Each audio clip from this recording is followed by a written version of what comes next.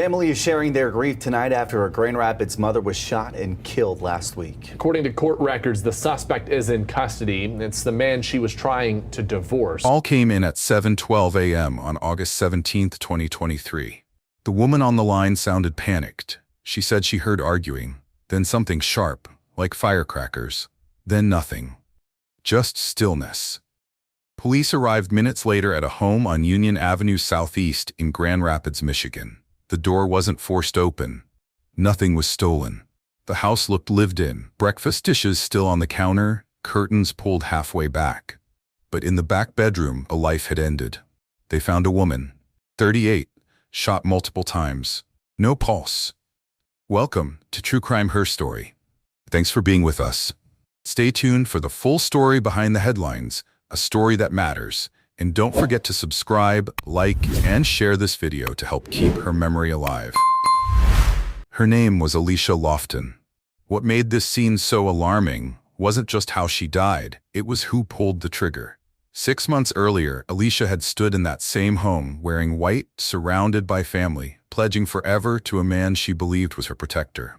Now, that same man, her husband, was the reason officers were rolling yellow tape across her front yard. Alicia wasn't someone caught in the wrong place at the wrong time. She was trying to start over. She had just filed for divorce. She had made plans to sell the house. She had spoken her truth. But less than 24 hours later, she was gone. And the reason? According to some, Alicia had discovered something about him. Something he didn't want getting out. To understand how a wedding turned into a crime scene in 6 months, we have to start with the vows. With the man she loved, with the moments that looked like happiness but were already hiding something else. This is the story of Alicia Lofton, a mother, a newlywed, and a woman who paid the ultimate price for finally walking away. Before everything unraveled, Alicia Lofton was the kind of woman people naturally gravitated toward. At 38, she wasn't chasing dreams, she was building them. Her world revolved around her 3 children. Her oldest daughter, 22, preparing to graduate college. Her son, 19, just accepted into Grand Valley. And her youngest, 14, still in high school, holding tight to her mother's hand in the middle of teenage storms. Alicia raised them with structure and softness, tight hugs before school, phone calls between shifts, and firm words when it counted. She was the glue of her household, the counselor among her siblings, and the friend who'd pull up to your doorstep without being asked. What she wanted, what she had always wanted, was simple. A steady love, a real partner, someone who didn't just stand beside her but stood for her. After spending years focused on her children, Alicia was ready to pour back into herself. And in late 2022, someone new entered her life. His name was Marcus Lofton. From the outside, Marcus was everything Alicia deserved. Confident, charming, attentive. He showed up with affirmations, flowers, and the kind of promises that sound different when you've already known heartbreak. Her friends saw how he smiled at her. Her kids noticed how she laughed more. For a brief moment, the weight Alicia had carried alone started to feel lighter. Marcus didn't just talk about building a future. He moved quickly to make it official. They married on a brisk day in February 2023. Just a few weeks after celebrating Valentine's Day together. The photos captured joy that looked genuine. Alicia wore white, her daughters stood beside her, and Marcus smiled like a man ready to turn the page. On social media, they were seen as a power couple, both heads up, ready to tackle life side by side. But underneath the wedding filter, trouble had already started to whisper. Just 3 months into the marriage, everything changed.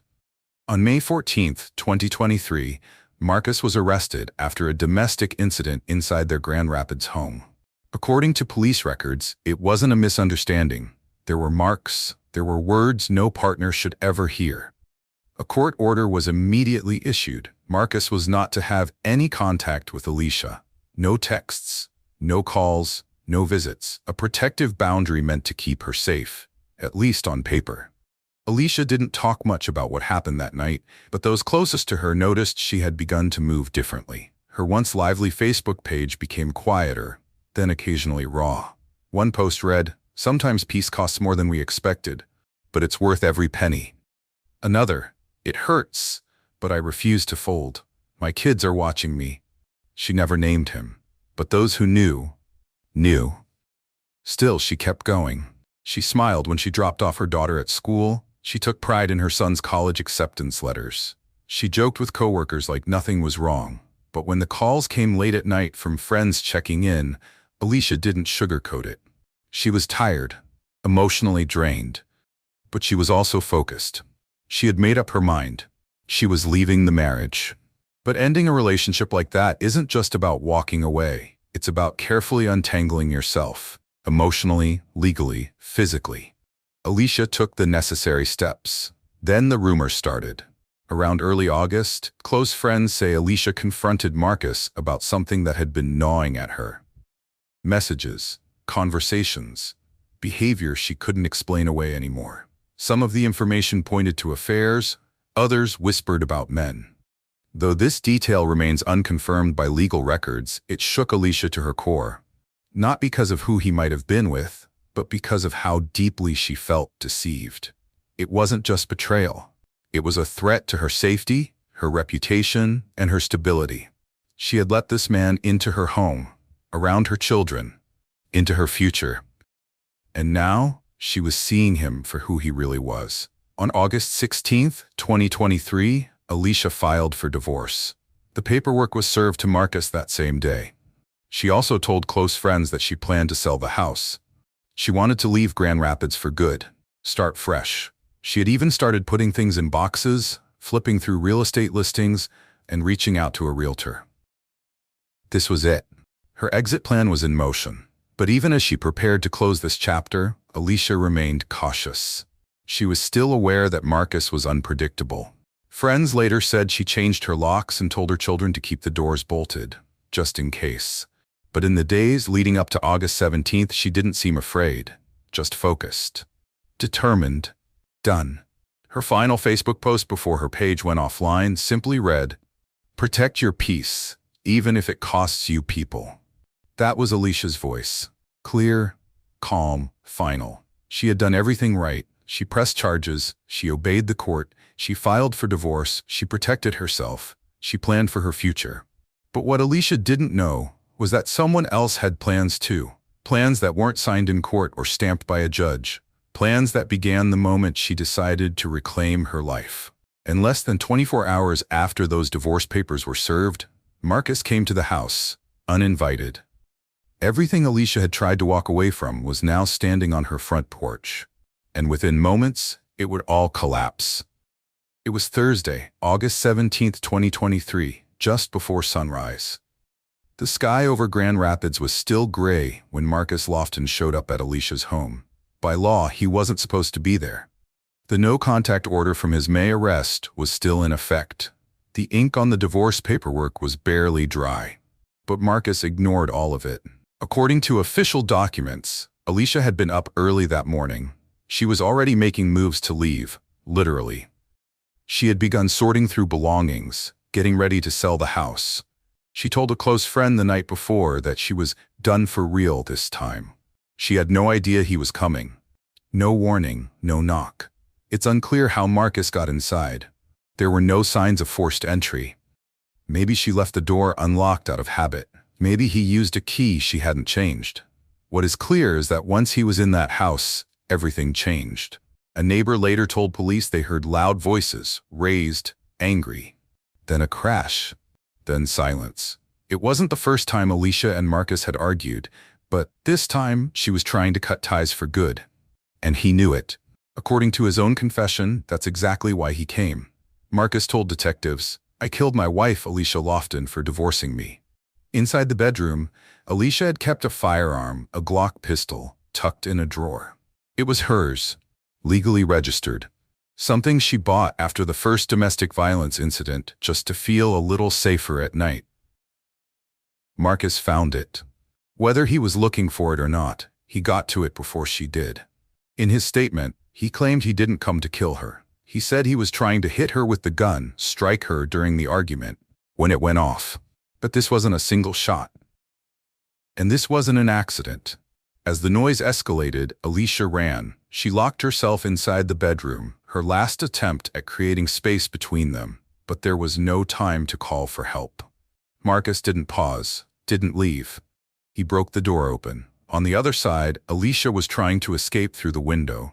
She was halfway out, legs still inside, torso leaning into the cool morning air. She might have made it. She might have gotten away. But Marcus raised the gun and pulled the trigger. He shot her. Once, then again, and again. Alicia was struck multiple times, in the head and upper body. The medical examiner would later report the cause of death as multiple gunshot wounds. They didn't find any defensive injuries. She didn't fight back. There wasn't time. After the shots rang out, the neighborhood went still. Some residents thought it might have been fireworks. Others knew better. Within minutes, police were dispatched to the house on Union Avenue Southeast. When officers arrived, Alicia was unresponsive near the bedroom window. She was pronounced dead at the scene. The Glock was recovered. The same weapon Marcus admitted to using. The same weapon Alicia once carried for protection, now used against her. As law enforcement worked the scene, Marcus was already gone. He had fled in his car, driving away from the house where he had once promised to protect her. But he didn't run for long. Later that same day, Marcus turned himself in. He walked into the station and gave a full statement. No lawyer, no hesitation. He told them he had shot his wife after she served him divorce papers, that he was angry, that he lost it. He didn't show signs of remorse. He just told them the truth, at least his version of it. He was taken into custody immediately, charged with open murder and felony firearm possession. No bond was offered. In the hours that followed, Alicia's family began getting the calls. Her sister, her children, her closest friends, each of them learned in their own way that Alicia was gone.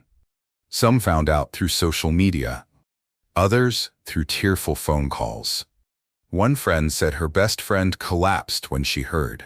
And just like that, a woman who had survived years of struggle, who had raised 3 children with strength and grace, who had tried to do everything by the book, was gone. Not because she stayed, but because she left. That morning, Alicia wasn't just trying to escape through a window. She was trying to escape a pattern, and in the end, the only thing that reached her first was him.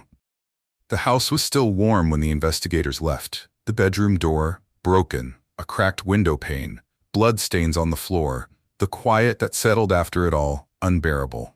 For her children, that home would never be the same. For her family, the questions began to pour in. Why was he allowed near her?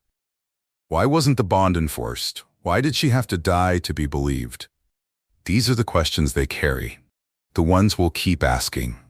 And it all started with a man who couldn't accept being told no. When first responders stepped into the house on Union Avenue Southeast that morning, they found Alicia Lofton's body near the bedroom window. The room was still. The air was heavy. She had no pulse. Officers cleared the scene, confirmed the time of death, and began the process of notifying next of kin. There was nothing more they could do for her. Later that day, Marcus Lofton walked into the Grand Rapids Police Department and turned himself in. He admitted to the shooting. He said he was angry about the divorce, said he lost control. Officers placed him under arrest on the spot. He was charged with open murder and felony firearm possession, 2 of the most serious charges under Michigan law. The gun used in the killing had been Alicia's, legally owned and stored in her home. That fact made it all the more devastating. Something she bought to protect herself ended up being used against her. In his initial court appearance, Marcus stood silently as the charges were read. The prosecution asked for no bond. The judge agreed. He was remanded into custody, where he has remained ever since. He will not be released while awaiting trial. But while Marcus was placed behind bars, the real sentence fell on the people Alicia left behind. Her oldest child, a 22-year-old college senior, was weeks away from graduation. Alicia had been planning to attend the ceremony. She had already bought a new outfit. She had already booked the day off. That seat would now sit empty. Her 19-year-old son, who had just been accepted to Grand Valley, was supposed to move into campus housing with his mom helping carry boxes. Instead, he moved in alone, carrying grief most students can't imagine. Her youngest daughter, just 14, was preparing for her final years of high school. She had imagined her mom there to help with her hair before prom, to take pictures before graduation. None of that would happen now. The grief wasn't quiet. It came in waves, raw, heavy, without mercy. At a news conference days after Alicia's death, her sister Cassie White stood in front of reporters and said, "My sister wasn't perfect. She was trying. She wanted peace. She wanted to feel safe again. She deserved to be here." Family members and friends shared more than memories. They shared questions, angry ones. Alicia had filed charges back in May after Marcus assaulted her. A no-contact order had been put in place. She followed the legal process. She filed for divorce. She announced she was leaving. And still, on August 17th, he was able to walk into her home and kill her. There was no officer on the block, no surveillance outside her door, no system that protected her when it mattered. Her death forced uncomfortable truths into the open. Across the country, experts call it the separation crisis. When survivors of domestic violence finally make the decision to leave, that's when the danger is highest. Many abusers don't snap when they're challenged. They snap when they lose control. And Alicia had reclaimed hers. That morning, she wasn't trying to fight. She wasn't arguing. She was simply preparing to leave for good.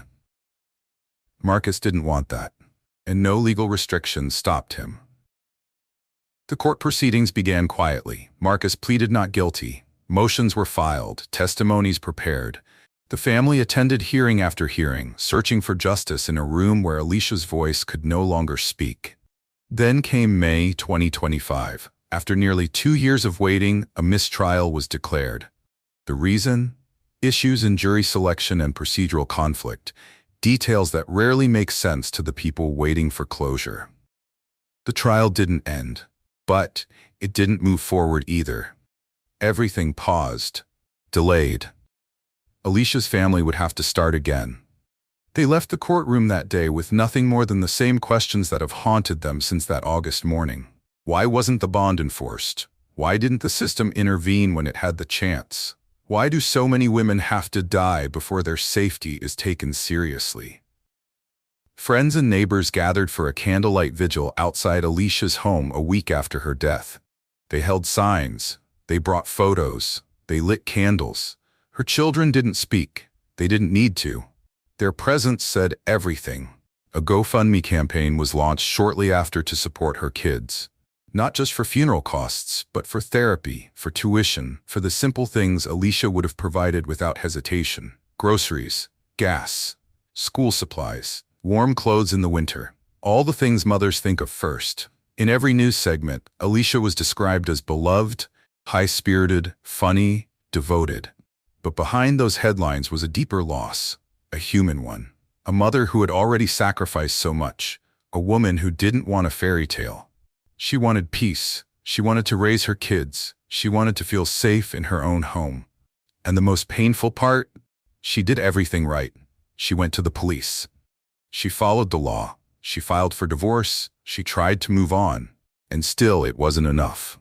Marcus didn't just take Alicia's life. He stole birthdays, graduations, phone calls, future weddings, grandchildren she'll never hold. He stole the chance for 3 children to say goodbye. And as the legal system drags toward a new trial, one truth remains steady. Alicia was ready to live. But she was never given the chance. There's no playbook for what happens after a woman is murdered by the man she tried to leave. There's only the silence that comes next. The unanswered calls, the unopened mail, the shoes by the front door that no one moves. In Alicia Lofton's case, the silence has lasted far too long. Her 3 children now live in a world where mom is a memory. Her oldest daughter keeps her phone number saved in her contacts. She says she can't delete it. Her son has stopped bringing up college plans around family. And her youngest, only 14 when it happened, wakes up sometimes forgetting that her mother won't be downstairs making breakfast. These aren't things that get better with time. They just get heavier. Alicia was more than a victim. She was a mother who never missed a parent-teacher conference. A woman who gave nicknames to cashiers at the local grocery store. A friend who would check on people even when no one checked on her. Her kids were her world, and everything she did, every job she worked, every sleepless night she pushed through, was for them. She wasn't trying to run from love. She was trying to run toward peace. And that should have been enough to keep her alive. After the funeral, her family didn't just mourn. They organized. They started pushing for stronger protections for women leaving violent partners. They sat in on hearings, they spoke at vigils, and they told Alicia's story over and over until it stopped being just hers. Because for every Alicia, there are hundreds of women trying to survive that same window of danger. Many don't make it. Some don't even realize how much risk they're in until it's too late. The community didn't let go either. A candlelight vigil was held on what would have been Alicia's 39th birthday. Dozens of people stood in front of the home she once called her safe space. They lit candles, laid flowers, and held each other close. The porch light stayed on all night. A small gesture, but it said everything. She is not forgotten. A GoFundMe created by her family has helped cover therapy and basic needs for the children. It's still active, because grief doesn't have an expiration date, and neither do the bills left behind. Every dollar raised, every message left on that page has become a thread in the net. Her community is trying to weave beneath her children, to hold them up, to keep them from falling through the cracks. Alicia herself tried so hard to avoid. And then there were the messages, thousands of them, from women across the country. Some shared their own stories, others just wrote, "I see myself in her." Women who never met Alicia recognized something familiar in her timeline. The quiet shift in behavior, the guarded Facebook posts, the attempt to leave without making noise. They saw in her a version of themselves they were either lucky to outlive or afraid they might become. That's what makes Alicia's story so heavy. It's not just hers.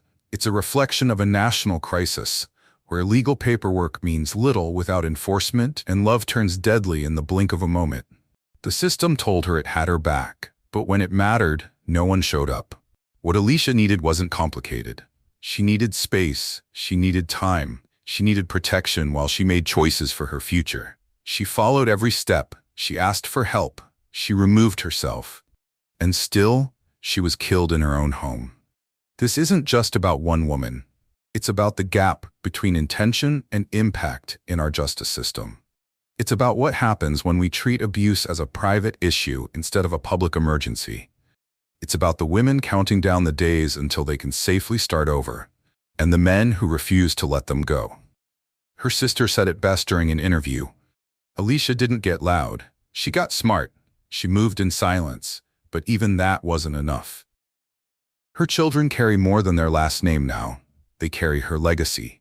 They carry her fight. And every milestone they reach without her is another reminder of what was stolen. There will be birthdays where her absence is louder than the laughter. College ceremonies where her name should have been called from the stands. First jobs, new apartments, weddings. None of it will feel complete. But Alicia's name hasn't faded. It's been echoed in city meetings, written into petitions, spoken aloud by advocates. Her story has become a case study in what goes wrong when systems delay action. And for some, it's become a warning. For others, it's a wake-up call. What does it mean to leave someone when you're not allowed to leave safely? How many more women must be buried before the system listens? Alicia should still be here. She should be dancing in the kitchen while her daughter gets ready for prom. She should be checking her son's class schedule. She should be taking selfies with her oldest at graduation. But instead, she is a headline, a memory, a lesson we keep learning too late. She deserved more. Her children deserve more. And the rest of us? We have a responsibility to make sure her story doesn't end here. Alicia Lofton should be alive today. She should be standing on a football field holding her son's dorm keys. She should be in a department store helping her daughter pick out a prom dress. She should be in her living room laughing too loud at a rerun she's already seen 10 times. But she isn't, because love turned into control. And control turned into murder. She tried to leave.